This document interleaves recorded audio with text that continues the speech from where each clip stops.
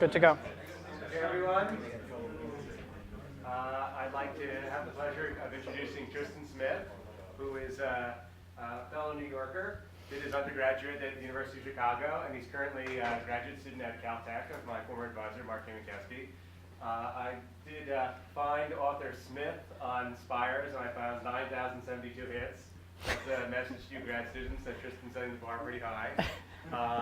In reality, I doubt he's really connected to all 9,072 of those papers, but he's done a lot of interesting work on tests of F/r gravity, using the microwave background polarization to study primordial gravitational waves from inflation. And today he's going to talk about some of his latest work involving tests of Chern-Simons gravity in the solar system. Take it away. Great. Thank you, Mike. Yep. And unfortunately, there's actually another T.L. Smith, so it looks like when I find that, I get a little nervous. So, as Mike said, I'm going to tell you about local gravity in the cosmos and how we can use local tests of modified gravity in order to probe cosmological physics. And I want to start just by reviewing a few reasons that we might want to consider modifying Einstein's theory of general relativity. So, here we have Professor Einstein. He's sitting here with his famous, seemingly simple field equations. And anyone that's sat down, as you do in even a first course in general relativity, and try and solve these field equations, even for highly symmetric situations, it's fairly difficult. So we have to have some pretty good reasons in order to justify modifying them and making them even more crazy. So the first reason is observational. And it's the fact that we currently observe that the universe is accelerating in its expansion. There have been explanations put forth which propose a new source of energy density in the context of general relativity. But it's equally possible that this observation indicates that our understanding of gravity breaks down at the largest scales. So it's interesting to consider modifications of general relativity that produce accelerated epochs and then explore some of the other implications of those modifications. The next reason is theoretical in motivation, that the fact that we know that Einstein's theory can't be the full story because gravity, in terms of general relativity, can't be placed in the same framework as the other fundamental forces. In other words, it can't be consistently quantized. So we know we have very good reason to believe theoretically that Einstein's theory isn't the whole story, so we expect modifications to come from some more complete theory. So it's interesting to consider modifications arising from those types of considerations. One of the generic results of modifying general relativity is the fact that we create a new degree of freedom in the theory, in the gravitational theory. And as I'm going to talk to you today about, this new degree of freedom may allow us to connect some local dynamics, so tests of gravity on local scales, to cosmology. So today I'm going to talk to you about one modification of gravity, and if I have time, I'll talk about a second, that both produce a new degree of freedom, and I'll show how we can exploit this new degree of freedom in order to test the cosmological implications of these modifications just by looking at local tests of gravity. So the first theory I'm going to talk about is the first ever observational constraint to Chern-Simons gravity. This is a paper that recently appeared in the archive, and it's work I've done in collaboration with Adrian Erichek, a fellow graduate student at Caltech, Robert Caldwell, and Mark Kamiankowski. So in talking about Chern-Simons gravity, I'm going to start just by going through some motivations as to why considering Chern-Simons gravity is interesting. And as I said before, one of the reasons it's interesting to consider modified gravities is if the modified gravity can be thought of as coming from some more complete theory, sort of a completion to general relativity. And Chern-Simons gravity is an example of that. And that's because it's a higher curvature correction to general relativity. So in general relativity, we can think of the action just as the Ricci scalar. But if we can think of that as the first term in a Taylor series, we have higher corrections to that coming as higher powers of the curvature. And Chern-Simons gravity is an example of that. That didn't work. And one of the other reasons that Chern-Simons gravity is interesting is that it's a parity-violating term in the gravitational sector. So what it does is it hones our ability to understand what types of tests of gravity would test for a parity violation. Now, of course, we know that parity violation already exists in fundamental forces in the weak force, so it's equally possible that there's some parity violating effects in gravity. And so far, some parity violating tests coming from CMB polarization and the direct detection of gravitational waves, if and when that occurs, has already been worked out. This work that we've done identifies some tests that one can do looking at the orbits of satellites around the Earth, as I'm going to describe. So another interesting reason to consider Chern-Simons gravity is that it participates in a mechanism that may lead to the observed matter-antimatter asymmetry. So it's interesting to start to probe other implications of this term. Sure. And then those 4 papers next to the second bullet point, are those all about cosmological gravitational waves, or are any of them about astrophysics? So the question was, I have to repeat for this thing, right? The question was whether the papers that are shown relating to parity violation, whether they only correspond to cosmological gravitational waves. So the answer is the paper by Jakiv and P actually consider gravitational waves coming from some localized source. So they're not all about cosmological or some sort of stochastic background. There are some, but they haven't worked out in detail what types, how you would actually distinguish some preferred parity in those observations. They do identify that it exists, but whether an observation with an interferometer could do that, I don't think has been worked out. So the last reason is the fact, and this relates to the first reason here, it's a natural consequence of an effective 4D string action. And what I mean by that is if you just consider a generic string theory and you look at the effective 4D action, you actually find that this Chern-Simons gravity appears almost generically, ubiquitous in those low energy actions. So with these motivations, let me just show you the action that defines this theory.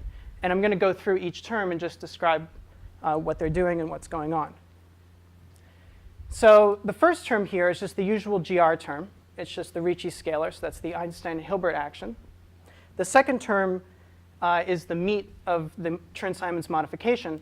This is this RR tilde, which I show here, is just the contraction between 2 Riemann tensors and a Levi-Civita tensor. And this is why, as I said before, this is a higher curvature correction to the Einstein-Hilbert action. This is second order in the curvature. Multiplying this RR tilde term is a scalar field and some dimensionful parameter L. That has to be there to make this term dimensionally correct. And that's just a fundamental parameter of the theory. So then we have just the canonical scalar kinetic and potential terms related to the scalar field that's multiplying the Chern-Simons term, this RR dual. And finally, we have the matter Lagrangian. So just to highlight where parity violation comes in, we can look at this RR tilde term, and you can make an analogy with electromagnetism, so that this RR tilde term, and this can be made quite precise, is really just a combination of an analogous electric and magnetic field in general relativity. So we can see since B is a pseudovector, the magnetic field is a pseudovector, and the electric field is a vector, this RR tilde is actually pseudoscalar.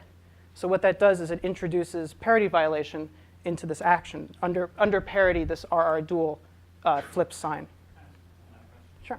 If that theta was just a constant, would RR dual contribute to the equations of motion? No. So if theta were just a constant, RR dual itself can be written as a total derivative of some current. Is it the same as what people sometimes call the Gauss-Bonnet term? No, that's different. So the Gauss-Bonnet term is a combination of it is a scalar quantity, which is a combination of Riemann tensors, Ricci. I think Riemann tensor appears Ricci tensor, and Ricci scalar. But it doesn't involve this Levi-Civita tensor. But that is also in 4 dimensions. That's also just a surface term in the action, the Gauss-Bonnet term. I thought that was the unique quadratic curvature surface term in the action. You're sure this isn't another way to write? Yes, I'm sure that it's not another way to write. I mean, it definitely, because I'm fairly sure. I'm fairly sure that the Gauss-Bonnet term does not introduce any parity violation, which is a characteristic of this. So, but I'm not sure about the uniqueness of that being the only surface term involving quadratic, or 2 powers of the curvature. Are the equations second order still? So no, the equations actually, as we'll see in a second, become third order equations in the metric. I think the statement is the ghost on anything is the addition that gives second order equations. Okay. Okay, thank you. So if we look at this action, we vary it with respect to the scalar field theta. We get an equation of motion for theta, and then we vary it with respect to the metric. We get the modified gravitational field equations, and this is what we obtain. So for the scalar field, we have the usual wave operator, the D'Alembert acting on it, the usual potential term, and then this is modified a little bit. It has a new source related to this RR tilde. For the gravitational field equation, as I was just saying before, so we have just the usual Einstein tensor, g mu nu, sourced on the right-hand side by just the stress energy tensor of the matter content. And this is the modification here. And it looks kind of messy as I've written it, but I just want to highlight a few things. So one thing we can see, as I said before, this actually introduces higher derivatives of the metric into the field equation. So if we just distribute this derivative term here, we see that it'll act once on this scalar field, so we'll have second derivatives of the scalar field, but it'll also act on the Riemann tensor written here. So the Riemann tensor contains second derivatives of the metric.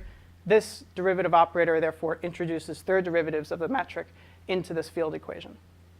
And we also see how integral the coupling between this scalar field and the curvature is in this modification, in this tensor here. So I've just defined this tensor to be c mu nu, and in words, it's known as the cotton tensor. And it's loosely related to something that can be defined more precisely geometrically in 2+1 dimensions. So one very interesting thing, we can see that obviously if this cotton tensor vanishes, this theory actually presents no interesting modifications of gravity. It essentially just becomes general relativity with some scalar field, which is not particularly interesting. And as shown by Campbell et al. In 1991, this cotton tensor identically vanishes for any spherically symmetric spacetime. And this is an unfortunate fact in the sense that our usual notions, if we come up with a new theory of gravity, we have certain regimes in which we think we might be able to test this new theory. And because of this fact, those tests can't be performed. So the first metric in which we usually test modifications of gravity is the Schwarzschild metric, the metric that we would write down for the solar system. But that actually, this term, Trin-Simons gravity, produces no modifications of the Schwarzschild geometry. And the second obvious arena would be an FRW metric. How does this actually affect a homogeneous isotropic universe? Again, because of this fact that just for spherically symmetric spacetime, the c mu nu vanishes, we can't perform tests there either. So we have to start looking for some new place to see how this affects observable quantities. And to do that, what we're going to do is consider linearizing this field equation for a weak field gravity around some source. And this is how we're going to go about doing that. So in the usual way, we define our metric, which is just the flat metric, eta mu nu, plus some small perturbation. And it's just convenient, instead of working directly in this metric perturbation h mu nu, we work in just a redefined parameter h bar. It's known as the trace reverse metric perturbation. And it's defined in this way, where h is the trace of the metric perturbation. And we specialize to a gauge or a coordinate system, which is known as harmonic, where the divergence of this h bar identically vanishes. And we also restrict ourselves to the case where our scalar field is cosmological. So it's homogeneous on cosmological scales and only depends on cosmic time. And we also neglect second derivatives of the scalar field. Oh, yeah, sure. That gauge, what does it represent when you take that gauge? So it doesn't, so when you can always pick a coordinate system and fix a certain number of the metric coefficients to have a certain value. It's just the freedom of choosing your coordinate system. In terms of what it represents, I think we'll get to that in a moment, in the sense that there's a strict analogy with electromagnetism and the linearized gravity. And you'll see that this is equivalent to a Lorentz gauge that you would choose in electromagnetism. So it has no physical content. It just makes the equations actually look, you can interpret them physically a lot easier. So as I was just alluding to, what we're going to do in order to gain some physical insight as to what's going on here is we're going to write our linearized gravitational field equations in an analogy to electromagnetism. And to do that, what we're going to do is we define a vector potential in terms of our trace reverse metric perturbation, this h bar, in this way. We have a fork current, which is just the mu-zeroth part of the stress energy tensor. This is just essentially the mass current that we have in our system. And then we define a gravitoelectric and a gravitomagnetic field in exact analogy as we would in Maxwell's electromagnetism in terms of our 4-vector potential. So doing that, we can write our field equations in analogy to electromagnetism. So we first have Gauss's law, which allows us to understand what the gravitoelectric field, how that's sourced by our mass density. And that's the same as GR. It's identical, to Gauss's law. We have Faraday's law of induction, which just relates the curl of the gravitoelectric field to the time variation of the gravitomagnetic field. And we don't have any gravitomagnetic monopoles. So the last equation in the set of the linearized field equations is an analogy to Ampere's law. And here we have our first and only modification. So the usual Ampere's law would only involve these terms here. And Chern-Simons gravity has introduced a wave operator acting on the gravitomagnetic field. And we've defined this Chern-Simons mass. And it's important here, you can see appearing in this definition the dimensionful constant, the fundamental parameter of our theory, L, as well as the velocity, the first derivative of the scalar field, the cosmological scalar field that's coupling to this theory.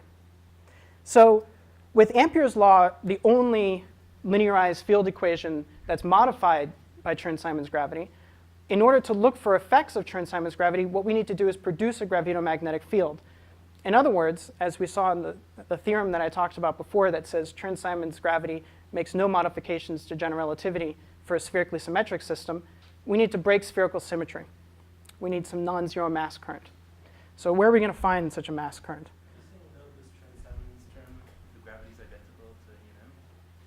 Yes, so there is an analogy between the gravitational field equations and electromagnetism at the linearized level. Not for, once you consider nonlinear effects, then of course that breaks down. But there is an equivalence. You can rewrite your field equations for a linearized gravity in GR to be identical to electromagnetism. Linearized on top of some spherical. So linearized around some flat background, around Minkowski space. Is there a ghost-like excitation associated with the? So that's something that I've thought about, and I'm not exactly sure whether there are ghost-like excitations. I'm not sure. Mm-hmm. It's high derivatives. Right, it's higher derivative, but it's an odd derivative as well. So it doesn't produce a new propagating degree of freedom. I don't know if that, but right, so it's only a third derivative introduced by this term. Okay, so we're sitting on some object that has some significant mass current, the Earth. And so what we can start to consider is we have a gravitomagnetic field produced in general relativity due to the rotation of the Earth that's going to affect the motion of satellites around the Earth. So how is this modified in Chern-Simons gravity in terms of solving the Ampere's law? So we have a mass current, which is just the mass current associated with some solid rotation of a body of constant density with radius r. So we then put this in as our source, and we can solve this equation for the gravitomagnetic field implied sourced by that mass current. So before I show you the graphical solution of this equation, I just want to go through some of the basics so we can understand what's going on. First of all, we can see that this modification, this term, becomes negligible as this mass, Chern-Simons mass, formally goes to infinity, causing this term to vanish. So we're going to regain general relativity in that limit. Another thing that's important is if we consider what happens to this equation under a flip in parity, we know that gravitomagnetic field is a pseudovector, so it's going to flip sign, which means that this term will flip sign. But because this is a curl of a pseudovector, that actually remains unchanged, and so does the mass current. So under parity, we see that, as we had expected, the correction due to Chern-Simons gravity it actually changes. This equation is not invariant. And I want to emphasize where this is coming from. So let's quickly do a little thought experiment to understand what this implies. Before actually I go to that, I just want to note that this term here, the Laplacian acting on the gravitomagnetic field, is actually going to produce a gravitomagnetic field in the same direction as the mass current itself. And that's going to be the telltale sign of a breakdown of parity in gravity when looking at the motion of satellites around the Earth. So the usual general relativistic result produces a gravitomagnetic field that's toroidal. So it's just like a magnetic dipole. The result in Chern-Simons gravity, in addition to affecting this toroidal part, produces a poloidal gravitomagnetic field, which is in the same direction as the mass current. And what I've written here, so the force, it turns out if you look at the geodesic equation for a massive particle, a force is going to actually be produced in an analogy to the Lorentz force that we have in electromagnetism. So it's the velocity of the particle crossed into the gravitomagnetic field. So if we suppose we have a coordinate system that's right-handed versus left-handed, if we first just look at the toroidal piece, we know that the toroidal piece itself is related to the handedness of our coordinate system. So if we're in a right-handed system and this object is rotating in this direction, what this implies is that up at the pole here, the field itself is pointing in the same direction as our right-hand rule would tell us. So then if we consider a massive particle coming in this direction, this massive particle is coming in this direction, and we cross it into the gravitomagnetic field here, we find that it's experiencing a force out of the screen. And we do the same thing here for a left-handed system. In the left-handed system, the direction of this toroidal piece flips sign, but so does the sign of the force here, producing the exact same effect. Now, if we look at what happens with this poloidal piece, the difference is that the direction of this poloidal piece is attached to the rotation, the sense of the rotation of this mass current. So under a change in handedness, the direction of this piece of the gravitomagnetic field does not change sign, but the sign of the force does.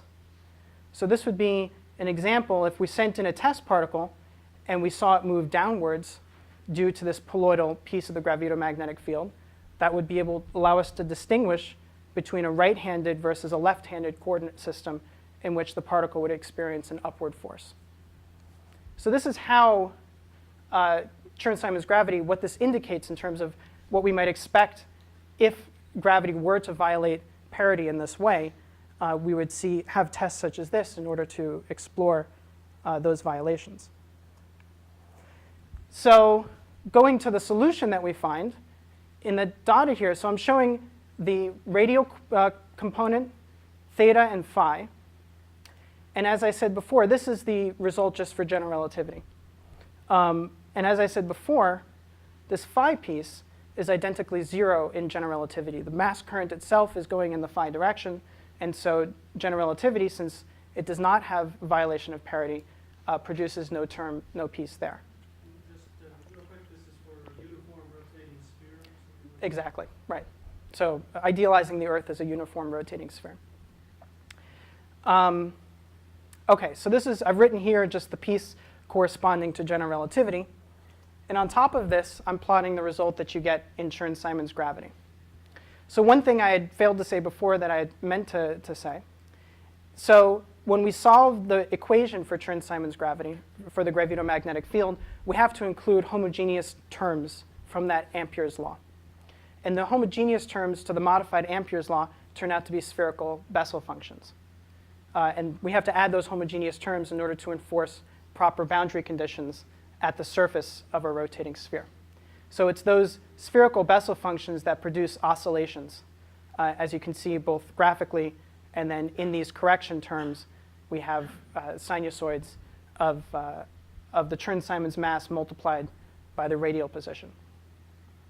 So we can see that there are corrections to all three components, and in particular, Chern-Simons gravity produces a non-zero gravitomagnetic field in the phi direction.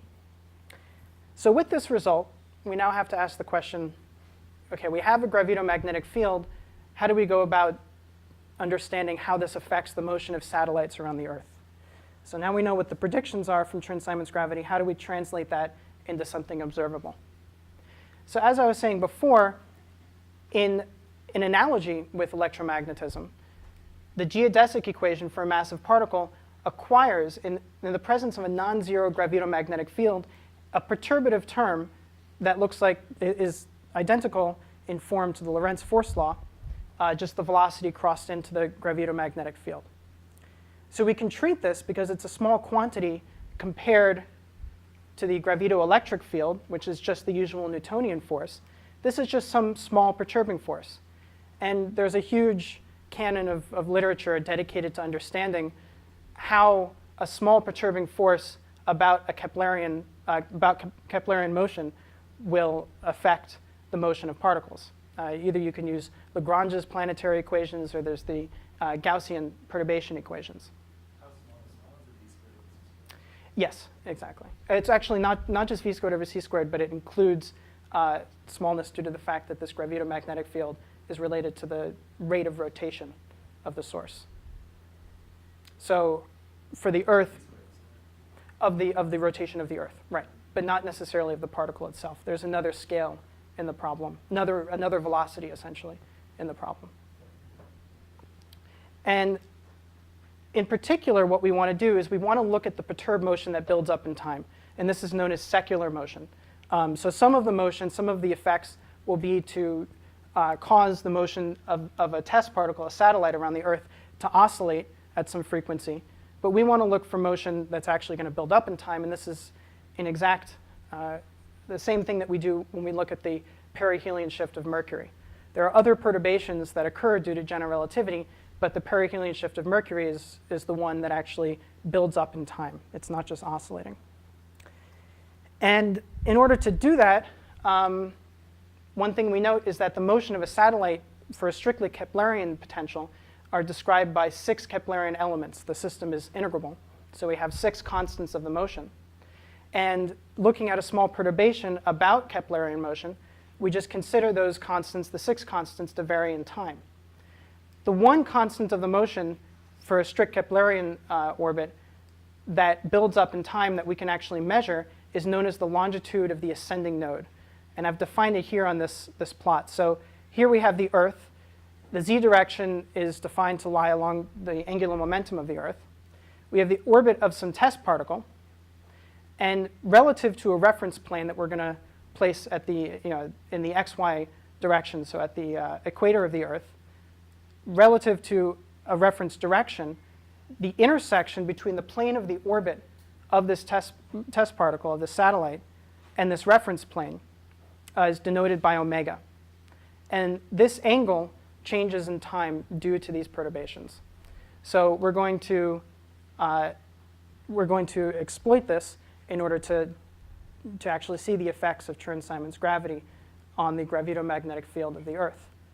So this experiment or observation has already been made and presented in terms of a confirmation of general relativity by looking at the motion of these 2 satellites, the LEGO satellites, which I've pictured here. And it's literally just a ball that has a bunch of mirrors on it. And at many stations, laser ranging stations along the Earth, they shoot lasers at these things, bounces off, they have timing delays, and they have very precise knowledge of the orbits of these 2 satellites. So by comparing the orbits of these 2 satellites, to the predictions of general relativity, the gravitomagnetic field just in general relativity, it was confirmed, this precession of the argument of the line of nodes, to precess within 10% of the general relativistic value. So this places a constraint on our predictions, which I've shown here. So this y-axis here is just the ratio of the Chern-Simons prediction to the general relativistic prediction. And we require that that be less than 10%, which are these two red lines here. On the x-axis, I have the Chern-Simons mass.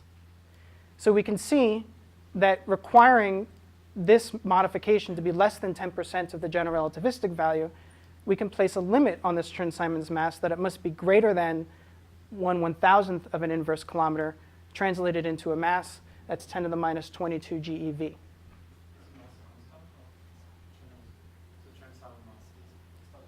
It's a constant in terms of what we're considering here. It's determined, it's determined by that fundamental parameter L and theta dot, which is externally, yeah, but in terms of this motion, it's a constant, yeah. And one thing I just want to point out, one interesting fact is that this Chern-Simons correction to the general relativistic result actually scales with semi-major axis. So if we had the ability to redo this experiment and place satellites in orbit around the Earth, if we increase the semi-major axis of those satellites, we would obtain a better constraint to Chern-Simons gravity. But we have another fairly famous, very at least long history experiment that's out there that's attempting to measure the gravitomagnetic field of the Earth, and that's known as Gravity Probe B. And it's actually measuring a different effect predicted when you have a non-zero gravitomagnetic field, and that is the precession of the spin of a gyroscope. So just by considering parallel transport of a spin of a gyroscope, there are two effects. One of them is called the geodetic effect, and that's solely due to the Schwarzschild geometry. But there's also a frame dragging effect. And that effect, which is in an orthogonal direction to the geodetic effect, is related to the gravitomagnetic field of the Earth. So this is a picture of Gravity Probe B. It's in a polar orbit around the Earth.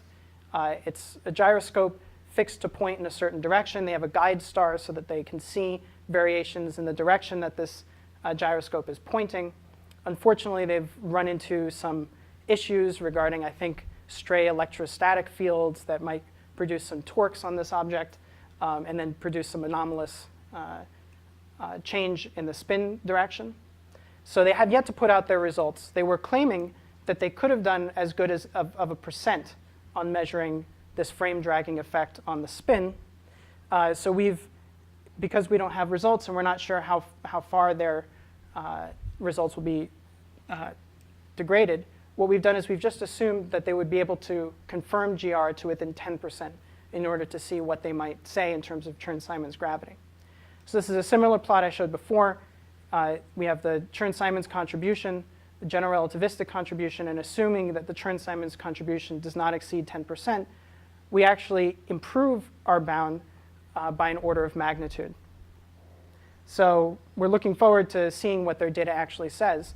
But data from Gravity Probe B should improve the bound on this Chern-Simons mass by an order of magnitude.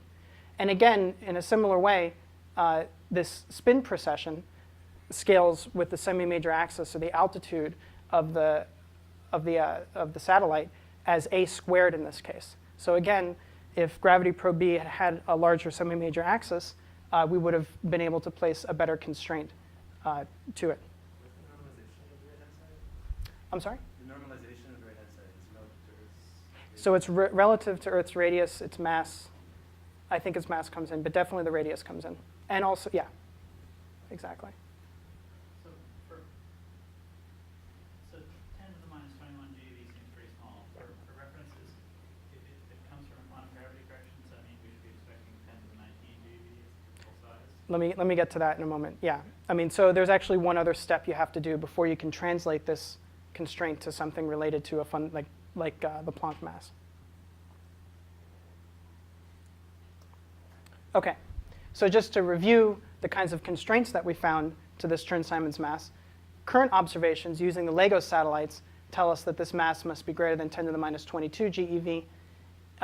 Gravity Probe B has the possibility of improving this by an order of magnitude. Now, in order to actually translate this constraint to this Chern-Simons mass into something more fundamental, we have to build a model for this scalar field theta of t, which we've just said up till now is just some cosmological scalar field. And we've left that to future work. So in order to translate this constraint on MCS, we have to know a value for theta of t coming from a model. If you just consider theta of t to be some quintessence, the constraint is, of course, very far from approaching anything like the Planck mass. You said you can't affect the expansion universe. So this scalar field can't. So the scalar field actually has an energy density associated with it. And so in the absence of even the Chern-Simons term, if you were to propose some scalar field, then it would source expansion in the same way that a quintessence field would. It is a quintessence field in some sense. So G mu nu is T mu nu. G mu nu is T mu nu, but T mu nu has an additional component associated with the scalar field. Okay, so you could test that. Yeah, so essentially, Test it by spherical. you could test the presence of the scalar field. Yeah. Well, so the actual presence of the scalar field, which would be sourced, you're saying around the sun or something like that to look for the presence of a scalar field, that would be, in some sense you could, but you would be testing the presence of a scalar field, not the Chern-Simons term. It would be an identical effect. So in terms of future work, besides trying to understand what types of models we could build to specify the value of that theta dot to extract some fundamental limit on the coupling parameter L, there's another place that we might look for tests of gravitomagnetic effects, and that is in double pulsar systems. So we have a few of these systems around where we know we have two neutron stars orbiting each other, and we have measurements of the spin, the pulse rates, which highly constrain the general relativistic behavior of these systems. As an example, and I looked this up just before, the precession of the perihelion of Mercury is 42 arcseconds per century. The precession of perihelion here, or periastron, is 16 degrees per day, I believe. So you can see that these are highly relativistic systems, very strong gravity. So it might be interesting to consider what this implies for tests of gravitomagnetism. Now, one thing that's a problem, not really, but it makes it more interesting, is in the case of the Earth, we had one mass current to worry about. We just had the rotation of the Earth. In this system, both of these objects produce both a rotation, that's part of the mass current, but we also have to include their orbital motion in analyzing the gravitomagnetic effects here. You can also calculate that the standard general relativistic gravitomagnetic field at the location of both of these objects is larger than the Earth by an order of magnitude. What's causing things not to be much larger than that is the fact that the radii of these two objects is much smaller than the Earth. I mean, they're 10 kilometers as opposed to 6,000. So, and looking at this orbital motion, there are some effects. And what we had to do is we had to restrict ourselves before to looking for secular motion perturbations to the orbits. But by looking at pulsars, it's possible that we can start to probe non-secular effects or oscillatory motion. And one thing is that the orbital motion itself might actually produce, and I'm in the middle of a calculation to show this, oscillations in the separation between these two objects. So to understand what this would imply in terms of timing data or other information we have on double pulsars, I have yet to work out. But it definitely causes an oscillation in that semi-major axis. And that's an effect that highly depends on this Chern-Simons mass. So it might be something, if we were to understand what that implies for observations, it would place a much more stringent constraint than looking at the motion of satellites around the Earth. OK. Yes, I guess it would. Yes, it would change. I mean, essentially, yeah. So I mean, another thing that it would change is just the actual gravitational well that they're sitting between, and so that's going to change also Shapiro time delay. Another thing that you observe as they pass behind each other, the actual pulse rate changes depending on the gravity of the one in front of it. So, yes. You mentioned earlier that we have to go to these spinning systems because you wouldn't see it just by a non-rotating mass or in FRW kind of universe. Right. So it doesn't directly connect to efforts to understand like dark energy or anything like that. You're just saying that this might be another symptom of some fundamental theory that also explains dark energy. So there isn't. So in terms of Chern-Simons gravity, I haven't seen anyone propose that it helps with dark energy in any way. This is more along the second line of argument why we would want to consider modifications of gravity. Just the I mean, general constraint. I'm not sure if that's quite a fair statement, because we know that there are plenty of small domains which have a preferred direction, preferred rotation, galaxies, stars, things like that. And each one of those, if there really is an additional source term in the Einstein equation, that the nonlinear magic of the Einstein equation means that you'll have different gravitational potential relative to curvature as a result of that. So I suppose you could imagine, just crazy imagine, something like an analog of magnetic pressure, even without a net magnetic field. If turbulent magnetic field, no net magnetic field, just because there's no net magnetic field doesn't mean that turbulent magnetic pressure is also relevant. so I think, there are other implications of this to work out. I have seen a paper. So what we've considered here is the scalar field to be introducing some preferred time direction. I've seen papers that instead say that the scalar field introduces a preferred spatial direction, and that this might actually participate. This lens theorying effect, the effect of the frame dragging produced by Chern-Simons gravity, might have some implications for galactic rotation curves and so forth. So yeah, there are other implications, but the main gist of this is not to look for that kind of solution in the modification, but it could be there. So what I've done is I've presented to you the first ever observable constraints to this theory, and also identified something interesting that is beyond this particular theory, and the fact that a violation of parity could be detected by looking for gravitomagnetic fields that are in the same direction as the mass current producing them. So in terms of introducing a new degree of freedom into gravity, this coupling between the scalar field necessitates model building, and also allows us, the scalar field in terms of the model that we're considering is a cosmological scalar field. It's producing a preferred time direction pointing in the cosmic time direction in the solar system. And so this is one way in which a modification would couple a local test of gravity to cosmological physics, in particular a cosmologically preferred time direction. And I also am working on future ways to test gravity by looking at double pulsar systems, and in particular looking at how we can test gravitomagnetic fields, not just for Chern-Simons, but you can generalize that and ask what types of constraints can we get to gravitomagnetic fields by looking at observations of those systems. So, thank you. We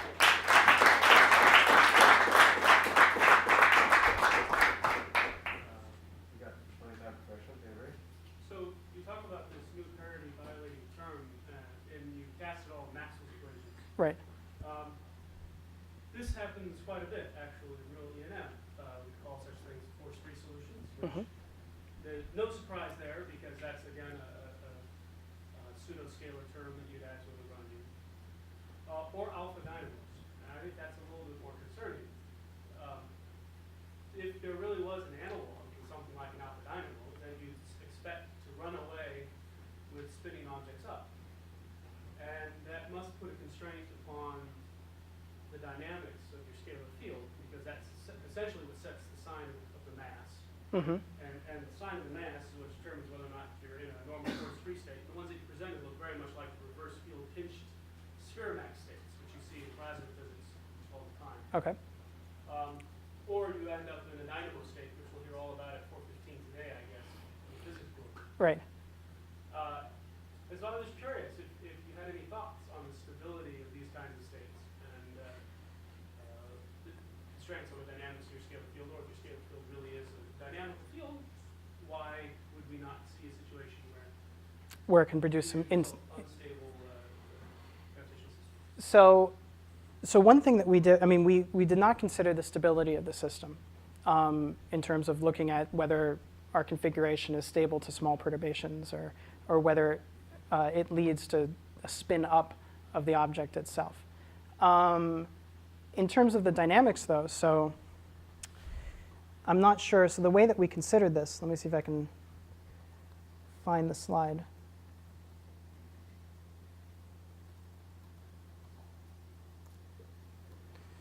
So the way that we considered this, let's see.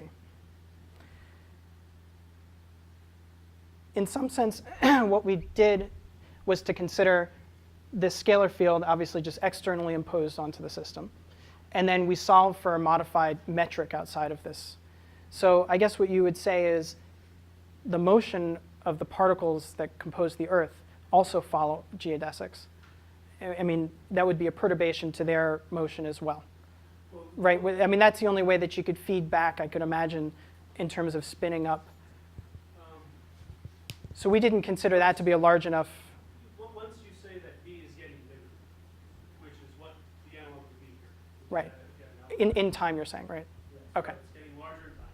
You've already done 3 plus 1 position, so in time is fine. Right. Once you say that, you can plug that back into your equation, figure out what T mu has to be doing. And I suppose it's equivalent to saying that they're following geodesics. I think that's a fair, Right. fair way to think of it. Mm-hmm. But you can go even more directly and just say, just plug it back into, is it Ampere's law? Mm-hmm. And get the matter curve out. Mm-hmm. Whatever it has to be in order to make that B happen. So yeah, no, we haven't considered those types of instabilities, if that exists. But I do think it would be, it would be, Well, that would put a real constraint on it. oh, definitely. But I do think just because the actual effect, so the secular, if we're just considering the motion of a satellite around the Earth due to this new term, the only secular effect is to cause the plane of the orbit to precess, to move. So there isn't any effect which causes the actual, any other change in that motion. So I'm not sure whether, because I'm viewing it as this perturbation affects, in some sense, the motion of each one of the mass elements in the Earth as well as. We should definitely talk about Yeah, this would be interesting. Yeah, the fact that this is equivalent to a force-free magnetic field is the way that I solved those equations. I first looked at those equations, typed down some stuff in Google, and found that force-free magnetic fields is exactly what I'm looking for. So I have looked at that, but tangentially to solve the equation, not to look for dynamics. Your question, Mark? Yeah, I have like one very naive question and then one off-the-wall question. Okay. The question is, just, I have no idea about the scalings here. Since the radius and the mass come in, would you expect sort of like a curve black hole, like, or a galaxy to be a place, a better laboratory for us? Definitely. So there was actually a paper that came out, I think, yesterday or a day before in AstroPH, looking for Kerr black hole solutions in this modified theory. What we've presented here is a first attempt at a linearized Kerr solution. So this other paper identified some issues. I'm not sure if I agree with them yet. I have to look through the paper in actually producing a full Kerr solution for a black hole, for a vacuum solution. But yes, so essentially, I mean, part of the reason to start thinking about double pulsars, which might be similar to what you're thinking about in terms of black holes, is that you're looking at much stronger gravity there. And you're looking at spins that are much higher. And so I agree. I think that those are systems that definitely where you would expect this effect if it were to be there, or other way around, expect the general relativistic case to be measured more precisely just because it's larger. So, and in the end, if one can come up with a Kerr solution, and let's say in the future we have waveforms coming from coalescence of black holes, you would imagine that this type of interaction would produce something quite different and would be, you'd improve your understanding of whether this can be there or not by a lot. Can I follow up?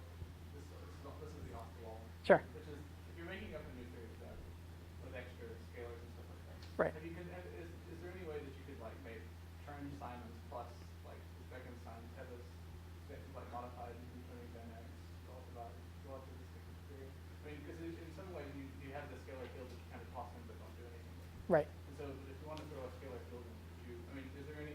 I mean, obviously this is an ill-formed question. I mean, is there any way that you could like put all that together and have a crazy theory of gravity? I have no doubt that there is. Yeah, I mean, in terms of whether Tevis passes other tests that we can perform. But, I guess extending that a little bit is a question whether such a modification could interact in some interesting way with a different modification.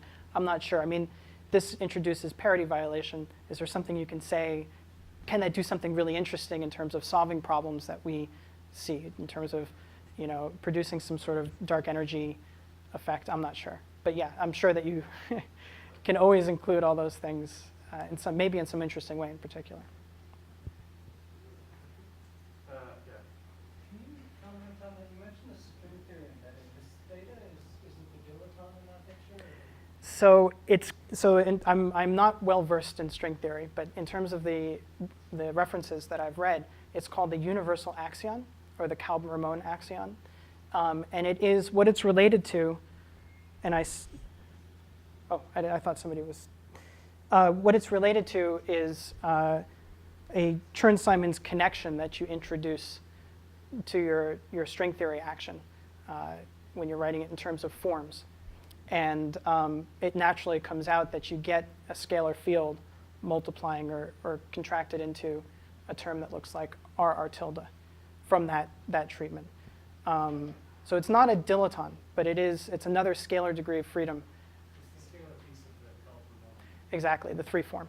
Yeah, exactly. You can show.